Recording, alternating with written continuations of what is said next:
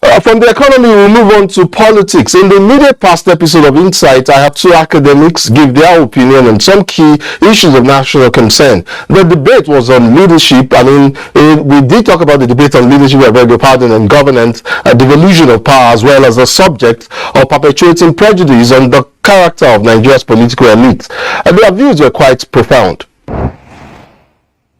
Let me ask you, since I'm with you, on you rather, already, let me ask you a question on endorsement. So let's just zero in on the elections proper, and whether or not they impact elections here in Nigeria. I know they do in other parts of the world in some climes, but a lot of people have said that it was the politics of endorsement that brought President Muhammadu Buhari to power in 2015, since he got the support of both international and national figures.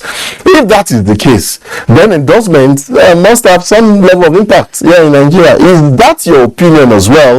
And to what extent can endorsement impact on a candidate's electoral fortunes, whether by celebrities, traditional or religious leaders, youth self? They have youth groups and even civil groups have started endorsing. I even say market, maybe in fact we've seen market women do that all the time. I mean, to what extent do they impact, Dr. Adeyemi?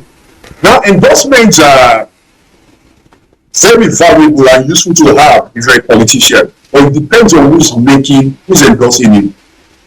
You know, endorsement generally, you know, is the validation of your policy by different stakeholders and interest groups. Okay, what we are saying is that, look, we have looked at your program, we have seen your personality, we have seen your whole profile, and our association aligns with you that you are the best candidate of all available, you know, that will advance the cause of our interest group. You know, so let's say, for instance, like you have it in developed climes, the medical, you know, association, you know, of medical doctors, for instance, endorses a particular candidate. What that generally means is that you have the best, you know, program for healthcare. If ASU endorses somebody, exactly, because they speak on issues that are on the ballot that affects them, and based on that, they endorse that person's program. Is that how it plays out here? That's how it's supposed to be. You know, it's the section of your manifesto, your program, that appeals to a particular stakeholder group or interest group or pressure group that makes them endorse Nnamdi as the best of the three candidates speaking now. Okay, now the extent to which that translates into electoral victory depends on the clout of that association endorsing you, or of that personality, their following.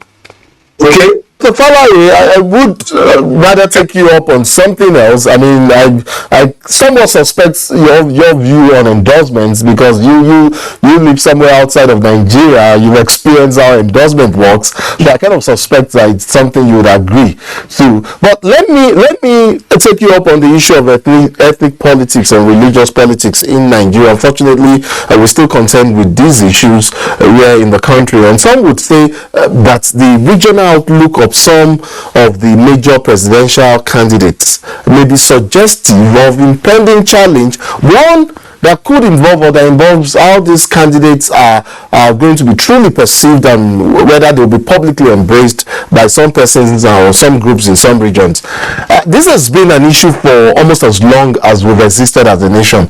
But then, how can we truly escape this narrative of ethnic politics and engender nationalistic politics?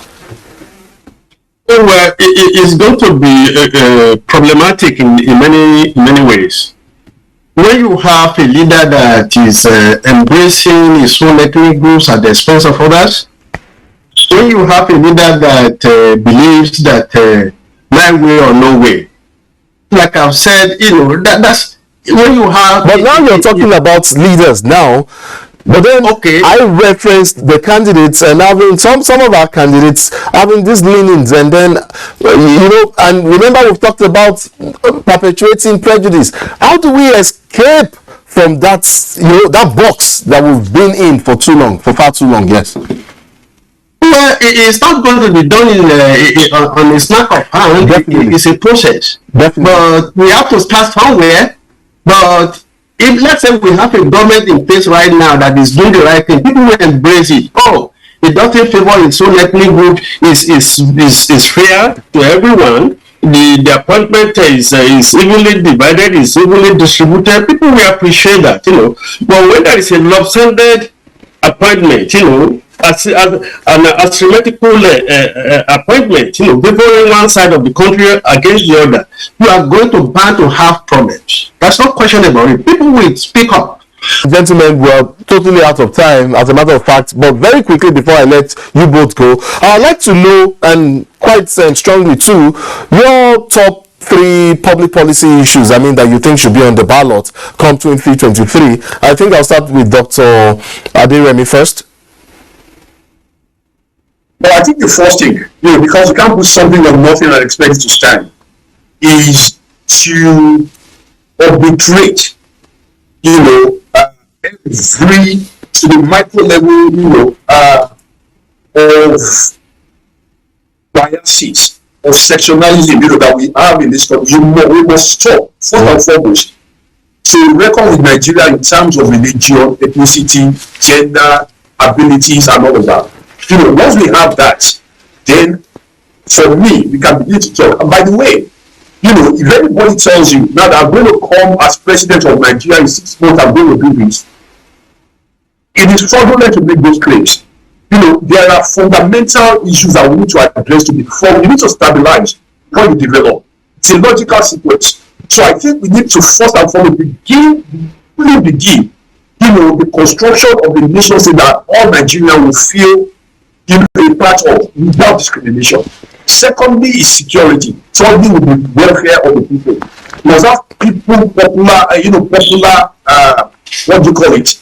People-centered, popular, government-oriented policies. Great, fantastic. Those are the 3 policy points. That you think should be policy issues that you think should be on the ballot. Then, Dr. Falai.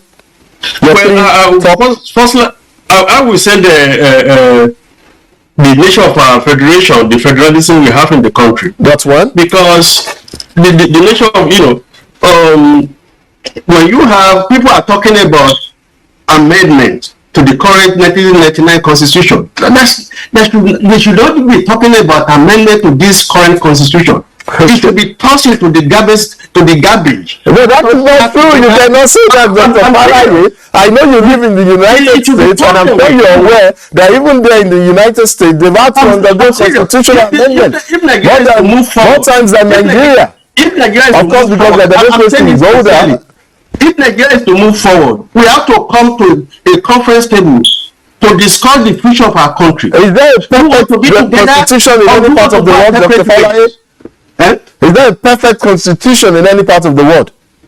So what? Is there a perfect constitution in any part of the world? Even American constitution. If you see American constitution, you say this is a movement to a perfect union. So it's not perfect. Even American democracy is flawed according to the economics democratic index. It's flawed. There's no perfect system in anywhere in the world. Very true. And there is no constitution that can self-correct itself. No constitution. Very true. People that are operating it, from time to time we have to adjust it to reflect the reality of the society. Exactly. So we do not have to talk it into the bin. They say let us take one issue from the exclusive list and put it to concurrent. No, let us sit down together and think about the geography restructuring of that country. That is the only way we can move forward. Because when you have some people that they think they are the custodian of a power in Nigeria for whatever reason,